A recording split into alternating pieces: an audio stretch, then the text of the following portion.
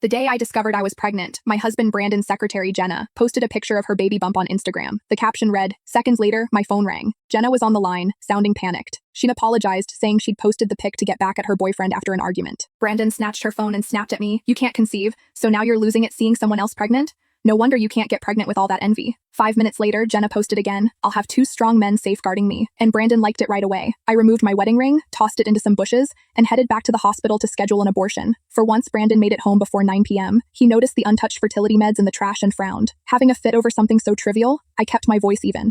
"I'm not angry." He laughed scornfully. "You threw away your fertility meds, but sure, you're not mad. Do as you please. But remember, you're the desperate one, not me." I was about to show him my pregnancy report when he handed me a dark shoebox. "This is from Jen. She's young and doesn't know any better. She panicked when she saw you upset and said something as stupid as talking about abortion. She wanted to send you a gift to apologize." He opened the box. Inside was a pair of YSL heels, but they were clearly Jenna's. The soles were worn and the paint on the heel was chipped. "Take them. They weren't cheap and she hardly wore them. She's only been working a short while, so she doesn't have much. But giving you these shoes was a real sacrifice," Brandon said. I let out a dry laugh. 30 minutes before he got home, Jenna had posted on Instagram, flaunting her brand new Chanel sandals with the caption, "To the best boss in the world. Thanks for your blatant favoritism. It gives me the confidence to show off." When I didn't take the shoes, Brandon's expression hardened. "Sylvia, what's your issue? You're almost 30 and you're still giving a young girl a hard time? Is this really necessary?" He threw the box at me, hitting me right on the head. I groaned, clutching my forehead as tears filled my eyes. Brandon looked alarmed. "I didn't mean to do that. Let me see." I pulled away as he reached out. "I'm fine," I mumbled. Ignoring me, he pried my fingers away from my forehead, seeing the swelling. His face darkened.